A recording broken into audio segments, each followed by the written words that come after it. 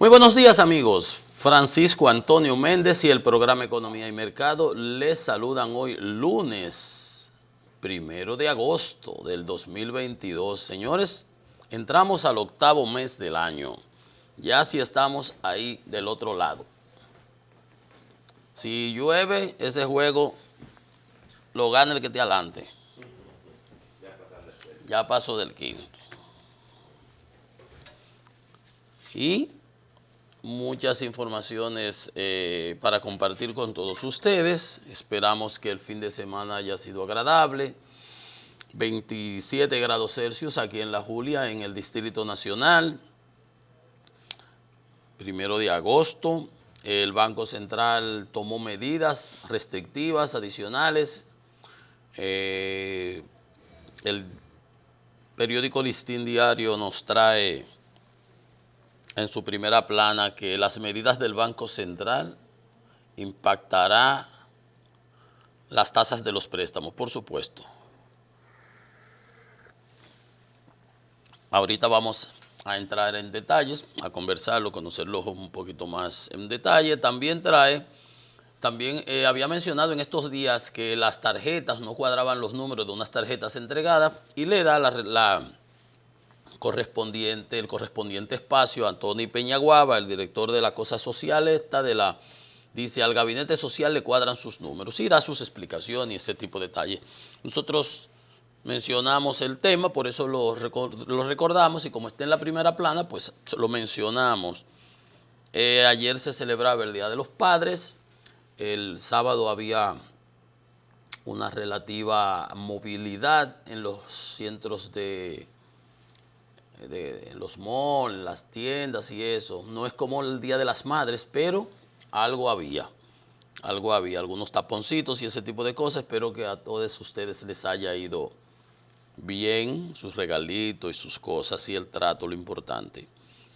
Bueno, ya entramos al mes de agosto.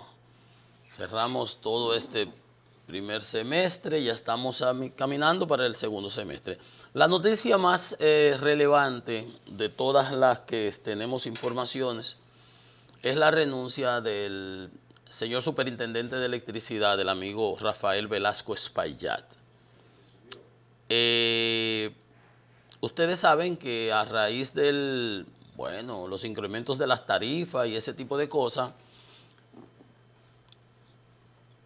salió a relucir que el Consejo de la Superintendencia de Electricidad había hecho un aumento tarifario, pero eso había sido el año pasado. Un aumento tarifario no, un aumento salarial.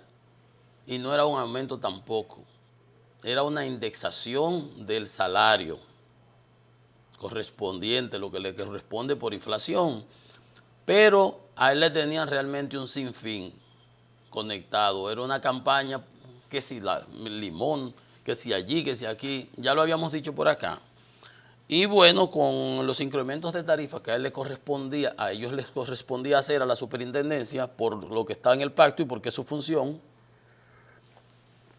y es lo que había decidido el gobierno, pues los cogieron como en cierta medida archivos expiatorios, que se subieron la tarifa, que los salarios habiendo subido las tarifas, que sé yo qué, que sé yo cuánto, cuando su salario, según la Ley General de Electricidad, 12501, o sea, aprobada en el 2001, con la que yo fui superintendente de electricidad por 6 años y medio aproximadamente.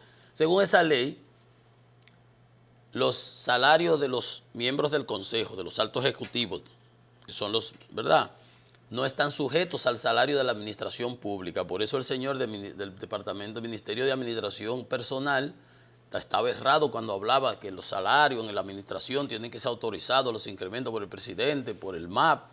Sí, pero la superintendencia de bancos, Banco Central, etcétera, además, la propia superintendencia de electricidad, en su artículo 31 de la Ley General de Electricidad, establece que sus salarios tienen que ser equivalentes a los del sector privado, de los altos ejecutivos del sector privado en el área eléctrica. Tú no puedes regular a una gente ganando 30 pesos que gana 400,000. Entonces, es así. Entonces ese señor no. Entonces, pero aquí las gradas, ustedes saben, cuando se armó, y mucha gente también, porque era una campaña que le tenían, y salieron con esas publicaciones y siguieron dándole largas a eso y moviendo el asunto. Y el punto realmente está en que el incremento de las tarifas está contemplado en el pacto, pero también están contemplando otros aspectos del pacto. Pero no tenían nada que ver con lo de la superintendencia ni su operatividad. La superintendencia lo que tiene que cumplir con regular el sector para que el sector opere como Dios manda y haya calidad de servicio y que haya reducción de costos y que sean costos eficientes. No los de ella, porque la superintendencia lo que recibe es el 1% de las ventas del sector. El 1% que se divide entre 0.75% para la superintendencia y 0.25% para la Comisión Nacional de Energía. Ahora, que haga o no deje de hacer en la superintendencia con ese ingreso que le entra, eso no afecta al sector. En términos, pues, claro, si va a tener unos arracabacas ahí, unos cacuemacos que por tenerlo del partido y por pagarle poco le va a dar. Ahora sí va a tener ejecutivos, personal altamente calificado, para que no se te vayan para la generadora, para Jaina, para Gitabo, para AES, para el otro, para aquí, para la otra. Entonces tienes que pagarle un buen sueldo. Y eso lo hace con sus recursos. Ese edificio donde queda la Superintendencia de Electricidad fue construido en mi gestión con recursos propios. Compramos el terreno, contratamos las licitaciones de la supervisión, de la construcción, de la remodelación, del equipamiento, más de 12 licitaciones. No hay de esas de que pueden ver, que vayan a buscar para que vean. Tengo todos mis papeles ahí. ¿Verdad? Eso se hizo con recursos propios. Entonces armaron todo este alboroto por el asunto de que ciertamente hay un problema con lo de la tarifa que es regresiva. Hoy ahí está el artículo mío en el Listín Diario, si lo pueden buscar, por favor, lo pueden leer, donde yo hablo de la tarifa, del pacto eléctrico y de la sostenibilidad de la industria. La tarifa tiene un problema, lo he mencionado aquí. El ajuste que se está haciendo para sincerizarla, para hacer que refleje sus costos, tiene un problema de regresión. Los impuestos, cuando le cargan a los más chiquitos, se dice son regresivos. Y se dice son progresivos cuando el que tiene más paga más, el que más gana, más paga. Y ojalá y ganar yo muchísimo más para pagar más. Porque después que la gente se hace rico no quiere pagar nada. Pero bien, entonces, ¿qué pasa con la tarifa eléctrica? Que a los más chiquitos es que más les sube. Porque en términos económicos hay un asunto que se llama economía de escala. Sale más costoso suplirle a uno que consume 200 kilos, que tiene que darle al medidor, contador, la línea, la cometida, los cables, todo, y darle el servicio, y una persona que mida, y una persona que facture. Cuando tú calculas el costo unitario de ese suministro y lo comparas con uno que consume 2.000 kilos, el de 2.000 kilos, el costo unitario es muy reducido comparado con este. Y en este sentido le debiera también llegar su tarifa más reducida, porque es más económico suplirle a él que a este. Ahora eso tiene un problema de regresión. El que menos consume es porque menos ingresos tiene, de manera prácticamente general. El que más consume es porque tiene más equipo, aire central, que yo qué, que yo cuánto, que todas esas cosas, y tiene más ingresos. Entonces tú le vas a facilitar la vida al que tiene más ingresos, quitándole el subsidio cruzado que tenía, porque hay que corregir la cosa de la industria en una situación complicada con el incremento de los precios de los combustibles. El gobierno tiene su función social que jugar. Entonces, se perdió, digamos que la legitimidad de la transformación de la parte que tiene que ver con el pacto y la tarifa, porque tampoco las distribuidoras estaban dando un buen servicio. De hecho, malo con los apagones. Y en esa situación, con todo y apagones, el mayor consumo que se da en los momentos de consumo por el calor. Fíjense ustedes cuántos vectores complicados que enredan la situación y a la gente le llega una factura más elevada. Hoy hay otra situación que tiene que ver con la superintendencia y veíamos el viernes que ordenaba la retribución por sobrefacturación a las empresas distribuidoras, que eso es recurrente por siempre. Entonces todo eso le afectó, y más la campaña que le venían haciendo, y no conozco, yo hablé con él la semana, no, y él presentó su renuncia. Dice, aquí pocas veces los funcionarios hacen ese tipo de situación de presentar renuncia. Le da las gracias al presidente por el honor de haber confiado en él, esa posición, una persona capacitada que conoce del sector, que ha estado en el sector. Entonces, eso es lo que tenemos en cuanto a la superintendencia.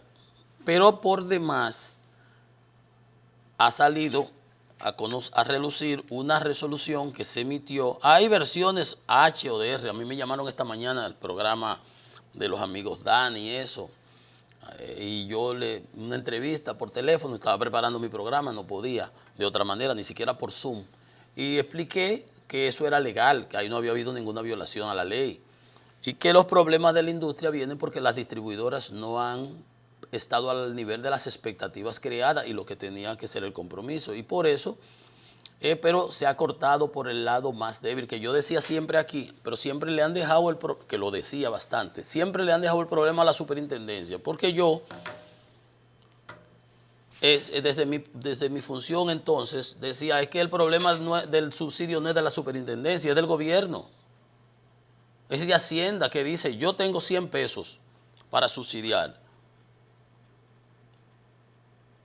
No le suba la tarifa. Ah, pero es que son 150 que se necesitan, porque lo que corresponden este mes son 150. Entonces, súbele esos 50, tiene que subirlo. Ah, no, yo voy a poner los 150, entonces, se queda igual la tarifa. No hay ningún problema. Y la superintendencia lo que hace es que publica que la tarifa que tenía que haber subido, 150, se mantiene igual. Y el subsidio que el gobierno va a poner son de 150. Simple, así, en blanco y negro. No es la superintendencia, pero se lo dejaron todo a él, a la superintendencia, y les cayeron encima los palitos cuando la falla es de las distribuidoras. En todo sentido. Entonces, ha salido a relucir que la superintendencia también emitió una resolución, porque aparte de que las sedes registran en mayo pérdida por más del 36%, que eso es insostenible. En mi artículo yo digo, es de con 45%. Aparte de la parte regresiva, aparte de la legitimidad de la tarifa, que tiene que ser legítimo para tú. Me vas a pedir un sacrificio a mí, perfecto, nos vamos a sacrificar. Ahora, ¿nos vamos a sacrificar todos? ¿Usted en qué magnitud se está sacrificando? Porque nada más se ha hablado de que los superintendentes las superintendencias se ajustaron los salarios, ¿sí? Por indexación, que corresponde además por la DGI. Hacer ese ajuste por inflación que se hace anual a todos los salarios para la parte no imponible, que se te suben y de ahí para arriba que se paga impuesto y de esta parte no se paga. Y 30.000, y 33, que 30 y cuánto sea, lo que sea. Entonces eso es normal, eso no era una indexación, no es un incremento, es un ajuste para mantener el valor constante del salario que se erosiona con la inflación y que debiera hacerse a nivel general. Bien. Entonces, ahí está, las pérdidas con altos niveles, promedio de enero a mayo de 30%, no han dado pie con bola, no han podido hacer lo que debieron haber hecho, con un balance global de deuda de 487 millones. Insostenible para dar un buen servicio. Entonces, ¿qué pasa? Que las resoluciones tarifarias que se ordenaron en noviembre, le voy a leer qué ha pasado, porque fue que pasó. Para mí, esta mañana me preguntaron, yo dije, bueno, yo estoy viendo eso en el periódico ahora mismo.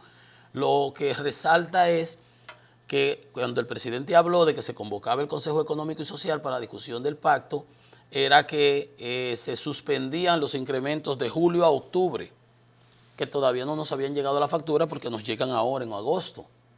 Ya, pero está bien, pero entonces no los anteriores. Yo dije, bueno, pues entonces se está echando para atrás el pacto, pero no es eso lo que ha pasado. Lo que ha pasado es que, porque ese es el problema, por eso es que digo, la gente tiene que exigir permanentemente, y en estos días veíamos que la Subprotecon había acreditado 19 millones de pesos a los usuarios. Entonces dice, Superintendencia de Electricidad ordena a EDES a compensar a los usuarios por refacturación y a recalcular sus facturas. Entonces yo dije, pero eso entonces debe ser, y habla de noviembre y enero, y julio. Digo, pues entonces se echó para atrás el pacto porque se empezó fue en noviembre. Pero resulta que no, que lo que pasó fue que las distribuidoras violaron la ley eléctrica. Y oí un comentario a alguien, eso le cae al superintendente. No, le cae al que viola la ley. Por eso la superintendencia está emitiendo esa resolución, obligando a refacturar y a recalcular las tarifas. Oiga, ¿qué fue lo que pasó? Entonces, en los meses de abril, enero, noviembre, que no fue por el pacto, sino que se violó el artículo 461 de la ley, que impide que en el mes que se cambia la tarifa, o sea, se cambió la tarifa, pero hay una parte de consumo del mes que cuando se toma la medición, por ejemplo, el que va a leer el contador lee el día 15. Hay 15 días que son del mes de julio y va a haber 15 días que son de agosto. Entonces tú no puedes usarme el nuevo incremento para aquellos 15 días. Por eso acá la gente están al grito y le llega más consumo y unos valores que no reflejan realmente la situación. Dice, pero si el mes pasado yo consumí esto y estoy consumiendo lo mismo, ¿cómo es que pasa? Bueno, aquí está, violaron la ley. Una parte tenía que hacerse con la tarifa vieja y una porción con la tarifa nueva, pero a la distribuidora, ¿quién la regula? Nada, la superintendencia. Pero si usted no requeja, si no vienen quejas, la superintendencia no puede darse cuenta que está pasando eso. Porque usted tiene su factura usted, y si usted no grita, cuchillo con usted, chivo que no grita, cuchillo con él. Entonces, ahí está. Entonces debió haber sido dividido el día que, para los meses donde se hicieron los cambios, que son noviembre, enero, y abril. El de julio se echó para atrás. Entonces, sí, los consumos, exacto, los consumos que son del otro periodo, entonces no se debieron hacer. Entonces, ahí está, se violó la ley, entonces se le está ordenando, obligando a que retribuyan a los usuarios ese consumo irregular, ese consumo que no está de acuerdo. Yo creo, en mi particular opinión, he oído muchos comentarios, lo señalé esta mañana, que el trabajo del superintendente me pidieron una evaluación del sistema. Yo dije, bueno, la superintendencia ha cumplido con su papel a cabalidad. Y él le tocaba subir la tarifa y lo ha hecho, y le tocaba supervisar y los consumos y a las distribuidoras y ha hecho su papel. El Ministerio de Energía también ha hecho las licitaciones, está garantizando que va a haber energía en el mediano plazo, eso siempre toma tiempo, pero si no se empezaba nunca se iba a hacer. La Catalina tiene sus altibajos, pero está ahí produciendo cuando está. El problema ha sido las distribuidoras que no han estado al nivel adecuado. Entonces, apoyo que se convoque el Consejo Económico y Social para la discusión del pacto y que se revise eso por esas circunstancias que estoy señalando. Han cambiado las circunstancias, como lo dijo el presidente, es cierto. Mayor consumo, no era conveniente hacerlo ahora. Tampoco hacer en inicio los mayores aumentos y los mayores aumentos en los de menores consumos. Eso se prorratea de la manera en que sea lo más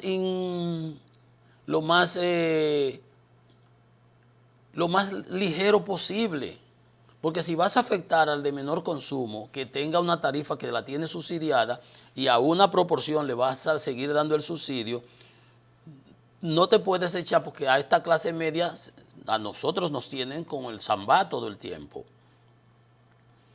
Entonces, yo no sé de insights que pueda haber habido, pero yo supongo que también, así como pasó con el licenciado Macarrulla, el gobierno para control de daños necesitaba, diría yo, que un chivo expiatorio, porque el licenciado Velasco no ha violado la ley, ha cumplido lo que le correspondía con el pacto y ha cumplido con un buen ejercicio en la superintendencia. O sea que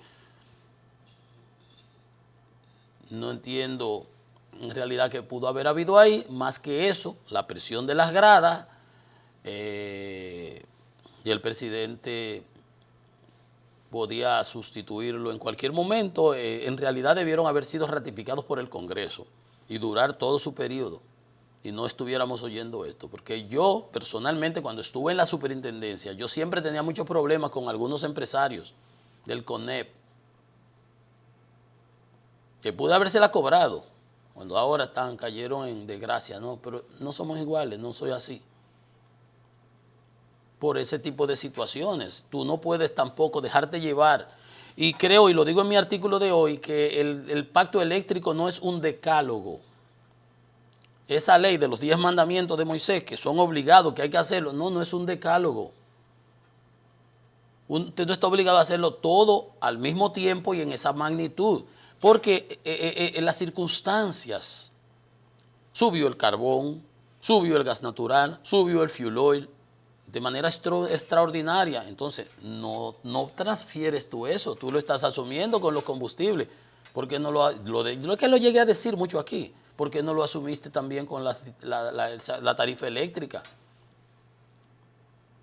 Que tendría más impacto en los de menores ingresos y menos problemas, como lo está haciendo con los combustibles. Esa parte la analizo, la regresividad en mi artículo de hoy.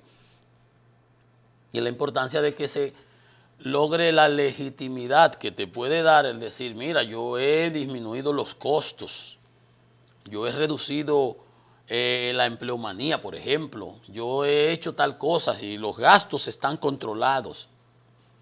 Correcto. Y las pérdidas, mira, teníamos 40 y hemos bajado a 35, estamos en 32, que yo cuánto.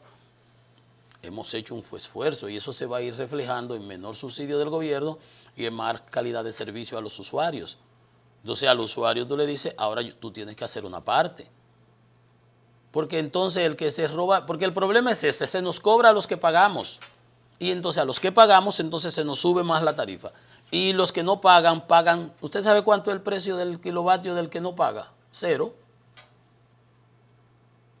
Cero. Entonces, enfoquemos, sé que es más difícil, ahí hay que hacer inversión, es cuestión de tiempo, pero hay que empezar. Yo recomiendo que se empiece con EDESTE, por ejemplo, que tiene unos elevadamente altos niveles de pérdida, altísimos, insostenible, totalmente inaceptable. Entonces, vamos a empezar por ahí y me parece bien y creo que en el pacto vamos a ver que se siente y se readecúen esos números y que se vea, porque como digo, repito, no se puede ver como un decálogo. Como digo, escribo, los 10 mandamientos de salvación del sector eléctrico, es que no hay magia. Esto es asunto de trabajar duro. Los equipos de mantenimiento, inversión, y para invertir se necesita tiempo. Así como en las votaciones que se calcula cuánto dura una persona en el trámite de entregar la cédula, de la que la den, de que mete el dedo en la cosa roja, en la tinta, de que vaya y vote, de que ponga su cosa, todo eso se toma, vamos a suponer, 3 minutos. 3 minutos. ¿Cuántos 3 minutos tiene una hora? 20. 3 minutos tiene una hora. Significa que pueden votar 20 personas en una hora. Si son 8 horas de votación y votan 20, son 160 personas. Si usted le mete 1000 personas a una mesa de votación en las mismas condiciones, van a durar hasta las 5 de la mañana votando como con Danilo Medina y Castaños y las primarias del PLD de aquella vez. Entonces, eso que estoy haciendo, hágalo similarmente. Usted necesita instalar 20.000 acometidas. Entonces, usted tiene que calcular que esas 20.000 acometidas se pueden instalar ¿cuántas por día? Calcula, entonces tantas por día. Pero para instalar tantas acometidas, por ejemplo, estoy haciendo un ejemplo simple, sencillo. Para instalar tantas acometidas por día, yo necesito tantas brigadas. ¿Cuánto personal yo tengo? Yo no tengo ese personal, tengo que subcontratar, tercerizar los servicios. Ok, entonces necesito contratar 15, 20, 30 brigadas. ¿Y cuál es el presupuesto de? Entonces, todo eso se planifica, necesitas tiempo. Por más que tú quieras, tú no puedes decir a precio, no, pero eso lo bajamos así. Lo bajamos. No, no es así.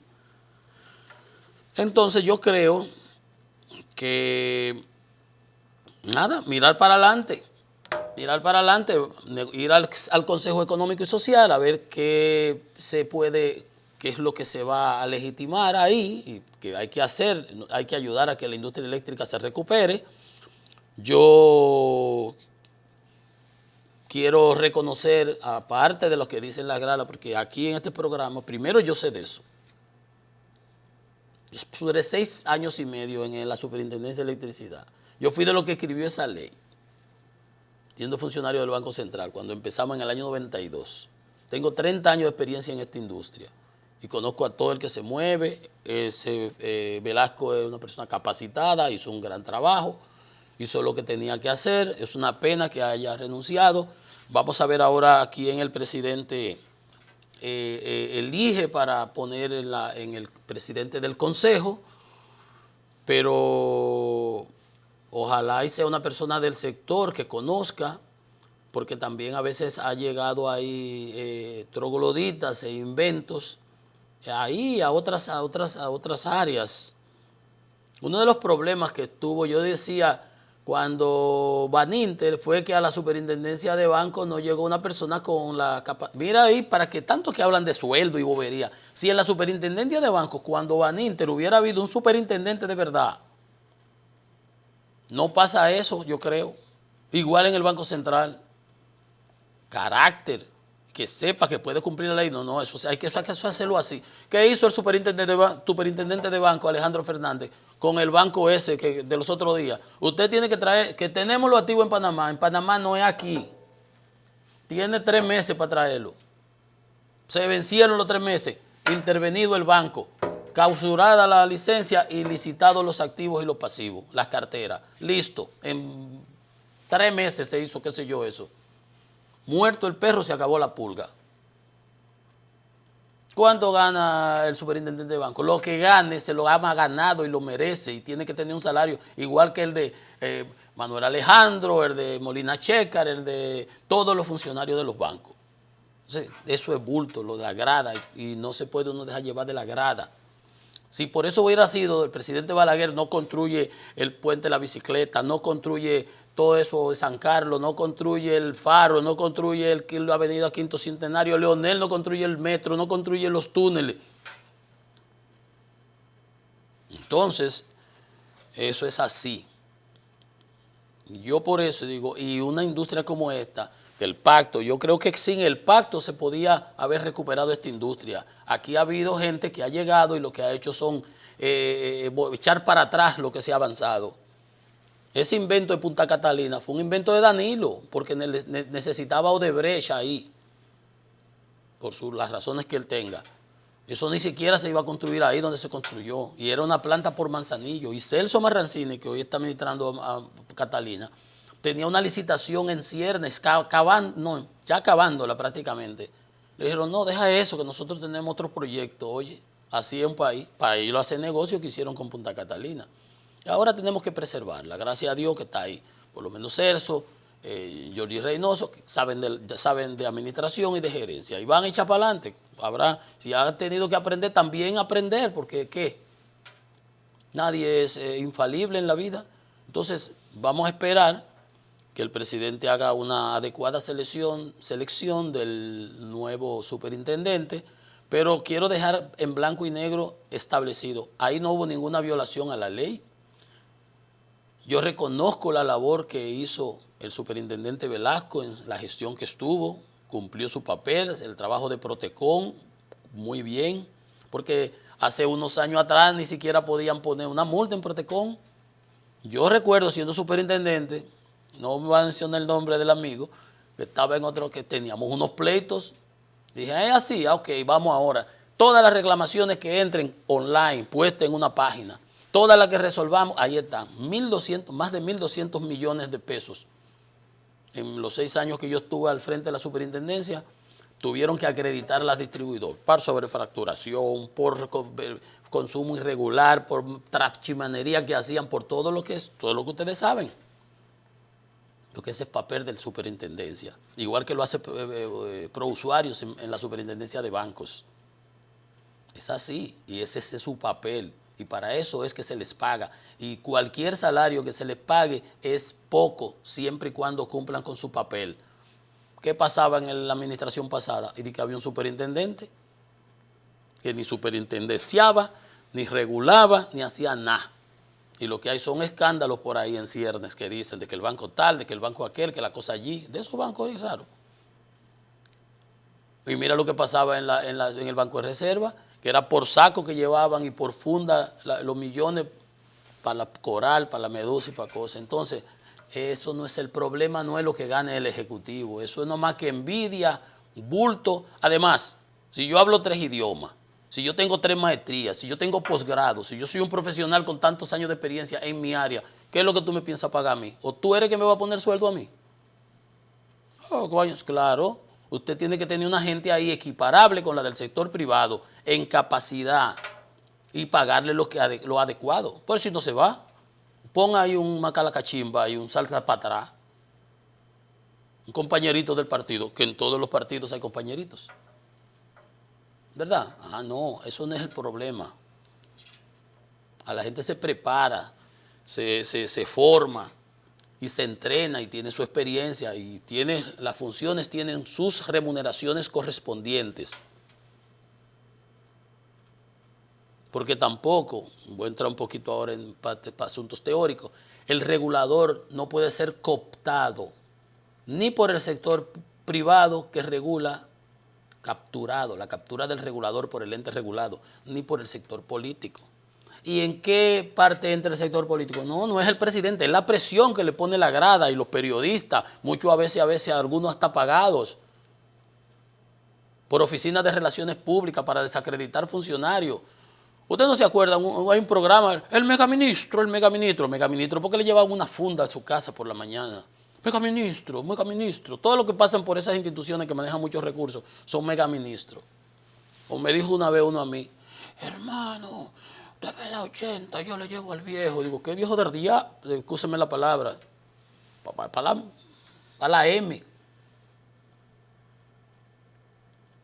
Así es, entonces, cuando el regulador no tiene clara su función y se lleva de las gradas, no, es de la ley. Él lo que tiene que hacer es cumplir la ley, la normativa, y no es cadenita de oro para gustarle a nadie.